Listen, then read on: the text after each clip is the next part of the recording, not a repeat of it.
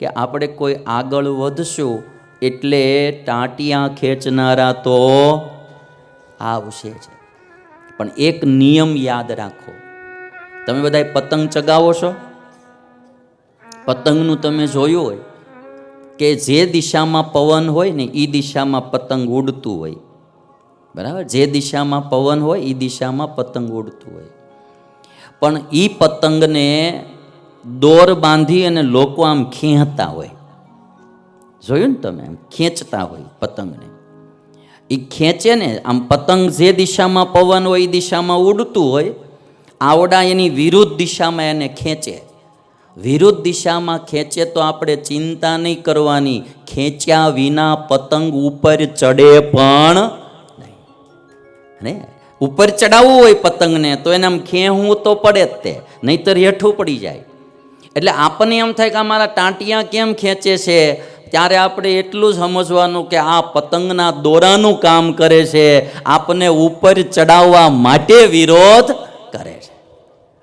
જેટલા વિરોધી માણસો આમ દોરો પકડીને ખેંચે એટલું આપણે પોઝિટિવ થિંકિંગ કરવાનું કે એવડા એ ખેંચે છે એ દોરાનું કામ કરે છે, મારી પ્રગતિ કરવા માટે આ કામ કરે છે. હનુમાનજી મહારાજે આ વાત આપણને બધાને શીખવાડી. અને પછી દાદા આખો 100 યોજનનો સમુદ્ર ઓળંગી હનુમાન દાદા સમુદ્રને સામે પાર લંબ નામનો એક પર્વત હતો, અને લંબ પર્વત ઉપર શ્રીલંકા બાજુ હનુમાનજી મહારાજ ઉતર્યા છે. હનુમાનજી મહારાજે વિચાર કર્યો કે આ મારું સ્વરૂપ બહુ વિશાળકાય કોઈ જોશે તો બધાને કુતૂહલ થશે, માટે મારું સ્વરૂપ હું હંકેલી લઉં. અને મૂળ સ્વરૂપમાં હનુમાન દાદા પાછા આવી ગયા છે. જેમ વામન ભગવાને વિરાટ રૂપમાંથી વામન ભગવાન મૂળ રૂપમાં આવી ગયા, એમ હનુમાનજી મહારાજ વિશાળકાય સ્વરૂપમાંથી વળી પાછા હનુમાનજી મહારાજ મૂળ સ્વરૂપમાં આવી ગયા. અને પછી ત્રિકૂટ પર્વત ઉપર વસેલી જે શ્રીલંકા લંકા નગરી, એને હનુમાનજી મહારાજ જોવા લાગ્યા. જે લંકા પેલા કુબેરની હતી. રાવણના ભાઈ કુબેર, ધનપતિ કુબેર, લંકા એની હતી. અને બહુ પ્રયત્ન કરીને આ લંકા એમણે મેળવેલી. રાવણે એની ઉપર ચડાઈ કરીને પોતાના ભાઈ પાસેથી આ લંકા લઈ લીધેલી. અને લંકા નગરી જોઈ રાક્ષસોથી ઘેરાયેલી હતી. રાક્ષસો એ લંકા નગરીની સુરક્ષા કરતા હતા.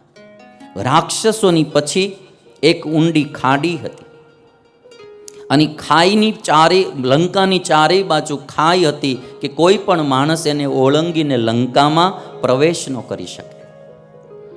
દેવતાઓને પણ લંકાને જીતવી અશક્ય હતી એવું હનુમાનજી મહારાજને લાગ્યું. હનુમાનજી મહારાજ વિચાર કરે કે મારે હવે લંકામાં પ્રવેશ કરવો છે, હું કઈ રીતે પ્રવેશ કરું?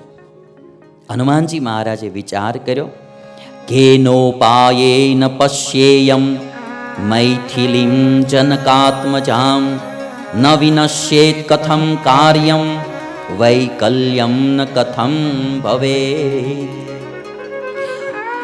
હું કયો ઉપાય કરું કે હું સીતાજીને મળી શકું અને મારું કાર્ય નષ્ટ ન થાય, મારા કાર્યમાં કોઈ વિઘ્ન ન આવે? કયો ઉપાય કરીને હું લંકામાં પ્રવેશ કરું? હનુમાનજી કહે છે, દેશ કાળને જાણ્યા વિના કોઈ કાર્ય કરે તો કાર્ય બગડ્યા વિના રહેતું નથી. અને જો હું રાક્ષસનું રૂપ ધારણ કરીને લંકામાં જઈશ તો પણ રાક્ષસો મને ઓળખી લેશે. લંકામાં વાયુદેવ પણ અજાણ્યા વિચરણ ન કરી શકે એવી સુરક્ષિત આ લંકા છે. માટે મારું મૂળ રૂપ નાનકડું ધારી અને હું લંકામાં પ્રવેશ કરું. હનુમાનજી મહારાજે આ રીતનો વિચાર કર્યો અને રાત્રે લંકામાં પ્રવેશ કરવાનું વિચાર્યું.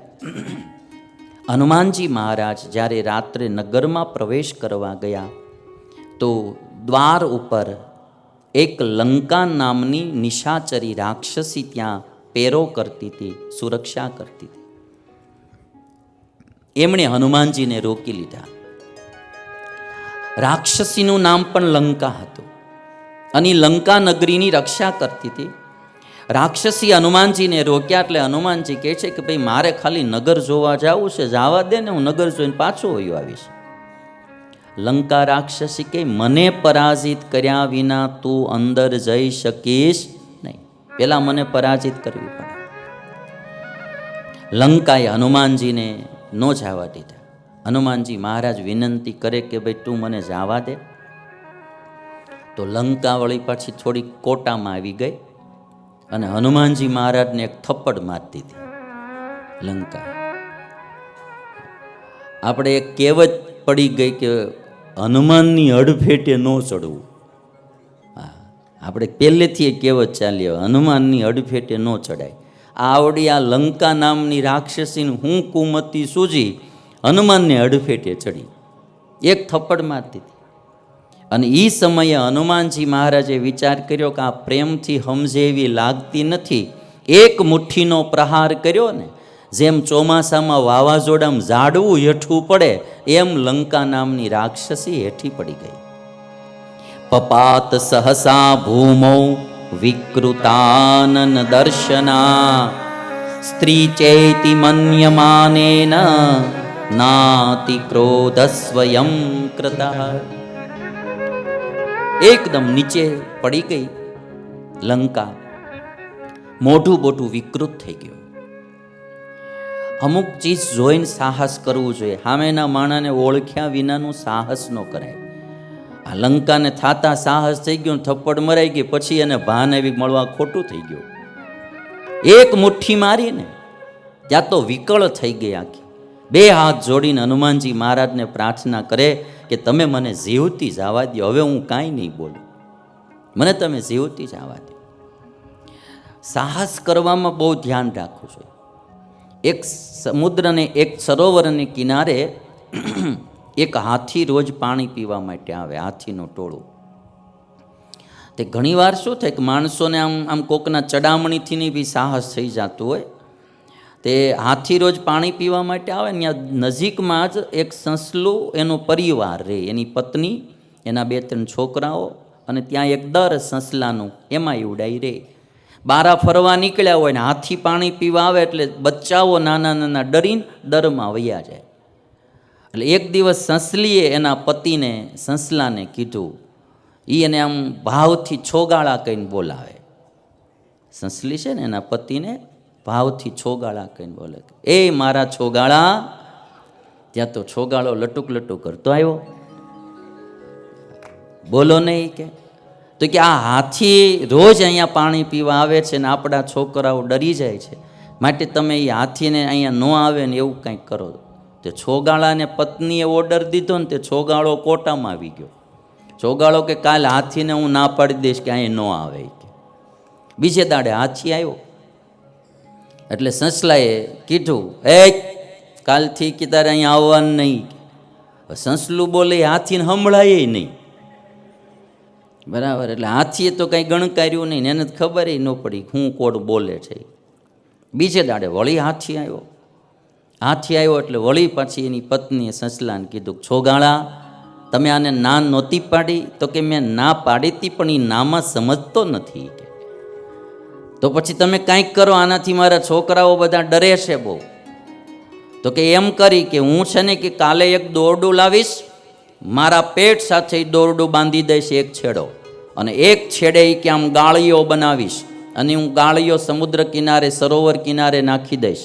હાથી પાણી પીવા માટે આવશે અને એ હાથીનો પગ એ ગાળિયા ઉપર પડશે એટલે હું દોરડું ખેંચીશ અને પછી હું ચાલીશ એટલે હાથીને ઊંધો નાખી દઈશ. કે કોણ વાત કરે? સસલું.